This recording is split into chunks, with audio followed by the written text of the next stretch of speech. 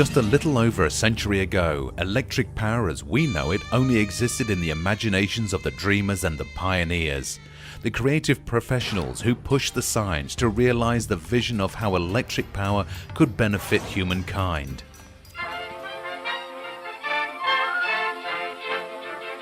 In the past century, we have grown from a limited number of generating stations to a massively complex generation and delivery infrastructure that lights the lives of billions of people over millions of miles. Electric power has been one of the most significant forces enabling the development of our modern world, from radio to lighting to computers to complex manufacturing machines. This massive revolution has been driven by the creativity, ingenuity, and perseverance of countless professionals over the decades. And the revolution has just begun.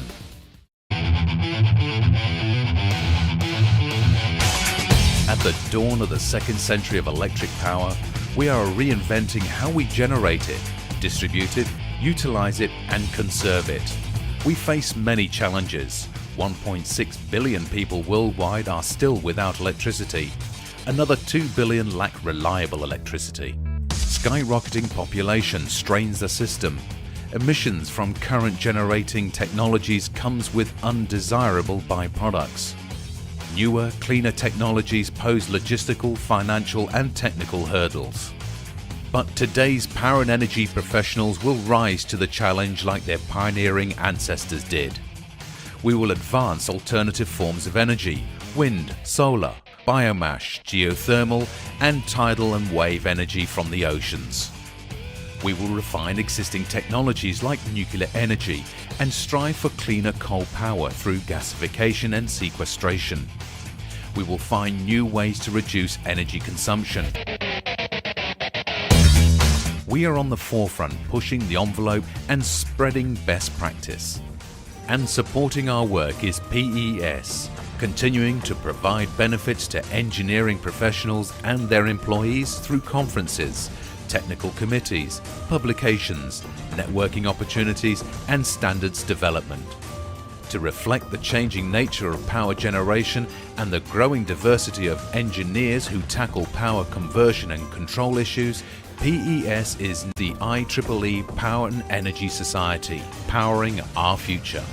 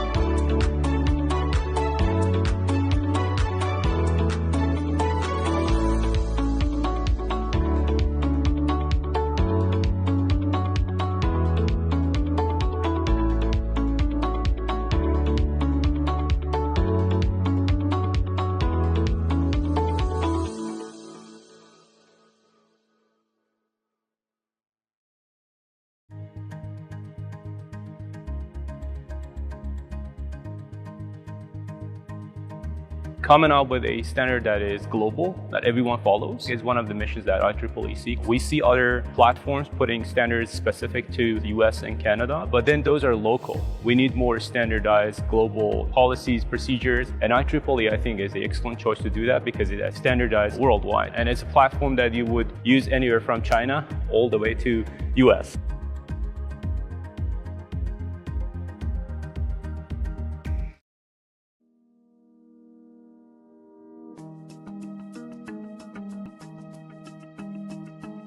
I hope that some of you are already familiar with Resource Center to some extent. Some of you that perhaps hasn't visited the Resource Center in a few months might have noted that this has a very new face. It's a fantastic new platform. The idea really in this presentation is to show you the different aspects of Resource Center, what it is for those that are new to it, I will make clear what the benefits are to all our PES members, students, professionals, even retired members. And then I will go through the interface, and the search capabilities are actually fantastic. So what is Resource Center? It is a web-based database, really, that showcases videos, presentation slides from all our main conferences internationally, not just in North America, in Europe, in Asia, Africa, etc., as well as webinars, technical reports, all the reports produced by our technical councils from task forces, working groups, subcommittees, and committees, and tutorials as well. We're talking about the tutorials that are produced by our technical committees as well. So these are documents that are submitted through all different processes within the technical committees, and then they are eventually released, through conferences, but also as documentation, and much more as well. If you are an IEEE member but not a PES member, you will have to pay a fee for each of these items that you might download. If you are not even an IEEE member, you would pay even a higher fee for downloading, for having access to these items. And the website of the Resource Center is resourcecenter.ieee-pes.org. The user interface is just fantastic. It's much more user-friendly. It's mobile-enabled as well, and it allows us to interact much better with the content. So essentially, the capabilities for searching are really good. So the content is searchable. This is fantastic because it means that when you look for content, you don't have to think of the title or even because of the author. You can mix things, and the search capabilities will go into the file. PES Resource Center, you can access tutorials and a whole lot of information to help in your professional development. If you want to learn about a topic like transformer protection, well, you can go to the Resource Center and you can look for documents or videos or presentations about that topic, and you can access it anywhere, at home, at work, on a mobile device, and it's right there 24 hours a day. It's all free to PES members. We have a couple of publications on those magazines, and I think that is a very good source to share our research findings, our ideas, and to tell people what is the progress of the current power grid. And I also use a lot of webinars.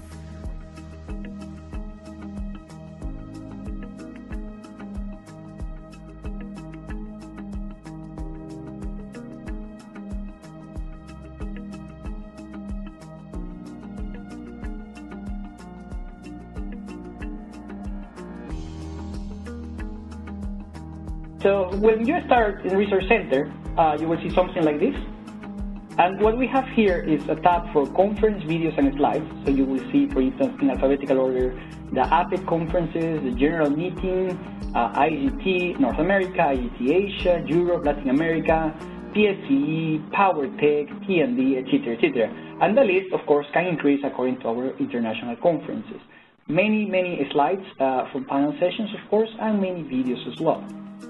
In the technical publications, we have the Power and Energy Magazine compendiums, technical papers compendiums. So sometimes our societies, our technical committees, they produce a kind of a report where they discuss many papers about a given topic, and they provide further commentary into what this topic is new, why it is important, etc. And these compendia are quite interesting, and they are also available here. And the very interesting, highly technical reports produced by our task forces, working groups, subcommittees, and technical committees. This is fantastic content. We have the tutorials, which is also fantastic. So this is content that goes as PDF mostly, and you can just download them according to what you would like to train yourself for. We have the webinars. So that these are the uploads of the webinars like this one today that we will have in Resource Center. My company was going to hire a company to come in and talk about storage devices. Come to find out, IEEE PES was doing a 1-hour free webinar on storage devices. We got the executives of my company and a number of engineers. We sat and watched that for 1 hour, and it was given by an IEEE member who happened to be a government official who was running the U.S. government's program on energy storage. And you couldn't pay to get an hour of his time, and we got that for free.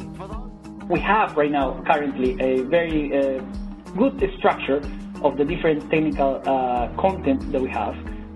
So that was Resource Center in just a few minutes. So in terms of statistics, Resource Center, little by little, we're promoting it more and more and more. The more I talk to people about Resource Center, the more excited students and professionals get, because really the content is fantastic. So this is the first time ever that we're managing to have in just a single repository all the fantastic technical content produced by all our volunteers through the different committees, working groups, task forces, etc., and our conferences as well. So for instance, just some stats, people all over the world has actually visited Resource Center recently. Well, those numbers are nice and are great, but really the idea is that people go to Resource Center always looking to train themselves, look for technical content that is relevant to them, or even technical content that might not be relevant these days, but you just want to learn about a given topic. So these are the great benefits of Resource Center. So what is this Resource Center for? Well, for anyone really. So either you are a student, undergrad, or a postgrad, you are a researcher, or you are already working in the industry, or even if you are retired, you are a senior person that has already retired and would like to learn about some technical aspects that you haven't learned before. So any type of PES member can benefit. So if you want to read the latest technical reports, all available. You cannot attend a PES conference because it's in the other part of the world, or you simply don't have the time, or you don't have the money. Well, all the videos and slides, particularly from panel and special sessions and the keynotes, are going to be available. If you cannot attend a conference, everything will be there. For instance, in the case of the general meeting, we will put all the slides, all the videos available as soon as we can. Let's suppose that you would like to train yourself in a specific area. Well, tutorials are available. So all these for free. So these are the true benefits from being a PES member. So on top of receiving all these emails that we get, from PES, all the opportunities of networking through the conference, the discounts with the conferences, and the beautiful Power Energy magazine as well, which is really, really nice. Now we have a really super duper database with all these fantastic technical content.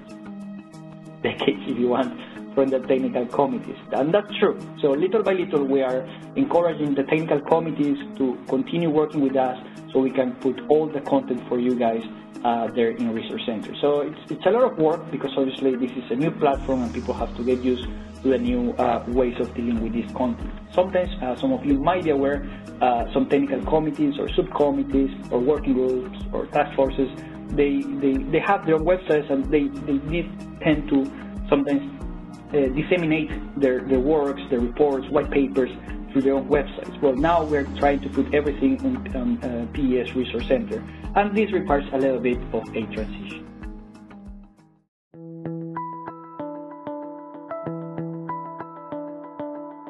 PES, leading the charge for power and energy.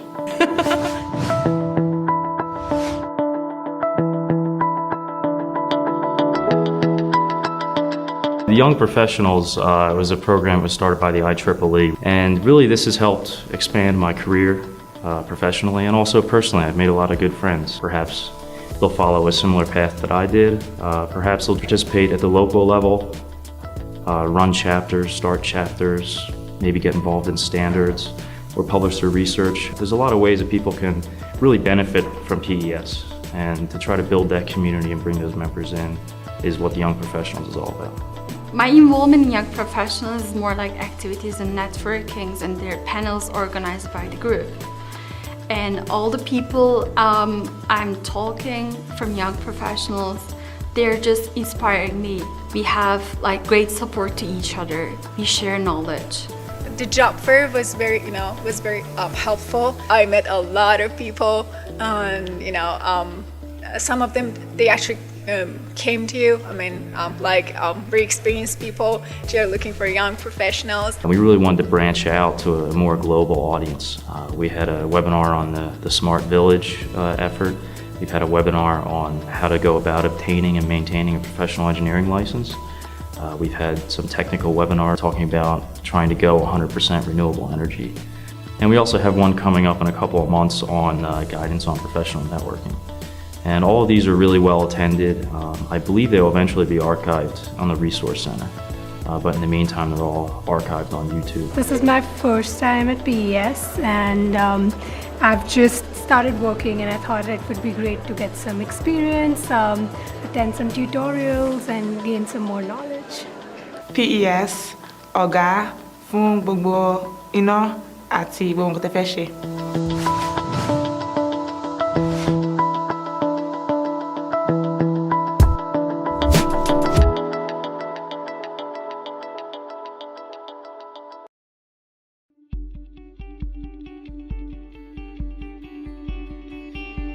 I've seen that the leadership in PES are very open to the people like me to have new ideas, not just from the US, but from other countries.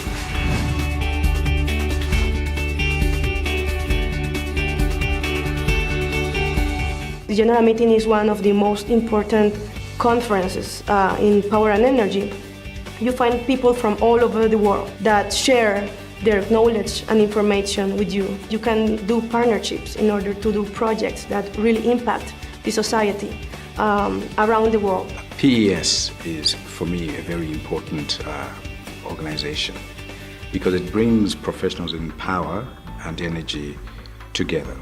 It provides a very fertile ground for cross-fertilization, for networking, learning new things at general conferences, and also sharing your own research with other colleagues to get peer review. There is no better place to develop that network of supporters than within IEEE. It is also a terrific playground for developing leadership skills.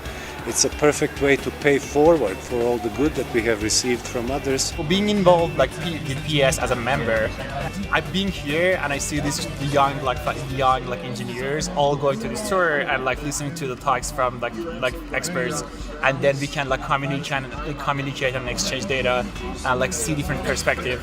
So this is very important for every engineer.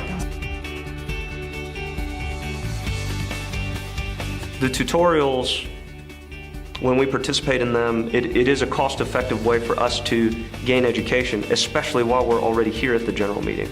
So we come to the general meeting, and if it was just for networking, that'd be great, but this is certainly a bonus. While we're here, we can spend a little bit more money and get that knowledge. Plus, the people that attend the tutorials are also the people that we want to network with. We have a little bit of everything. For any engineer, any student, anyone interested in the power industry, you'll see it at TND. Over 800 exhibitors having every piece of equipment from nuts and bolts to transformers and breakers and helicopters and you name it. There's a lot of new things. These times, everything is changing. That's why I'm here to learn.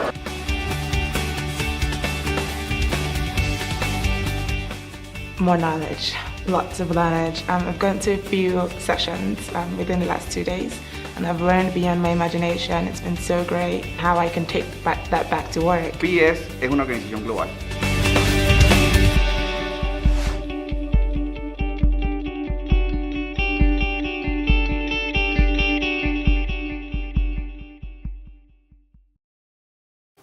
At the direction of the IEEE Power and Energy Society Governing Board and supported by the IEEE PES member, the IEEE PES Scholarship Plus initiative was started in 2011 in cooperation of the IEEE Foundation. My name is Nate Carnevale, and I would like to express my sincere gratitude to those involved in the IEEE Power and Energy Society Scholarship Program for naming me a recipient of the scholarship this past year. This is my second time as an IEEE PES Scholarship recipient, and I'm deeply appreciative of your support as well as your support of my peers at the University of Pittsburgh, as I know multiple other students have also received this honor at my school. Getting involved with the IEEE PES Scholarship Plus initiative has excited me even more about the power engineering field. It has given me access to resources like a membership in PES, which opens up a great opportunity to network with other students and professionals, which included having an internship at Eaton's Power Systems Experience Center in Pittsburgh. Furthermore, it has helped me connect with professors at the University of Pittsburgh involved in our power program, which has resulted in me now planning to pursue a graduate degree in power starting in spring of 2020. Overall, the IEEE PES Scholarship Plus initiative has helped me to dive deeper into the power engineering field, challenging me to challenge myself to learn and gain as much experience as I can. And the recognition and award have proven to me that my efforts have paid off. Again, I want to thank you for this opportunity and this award. Thanks.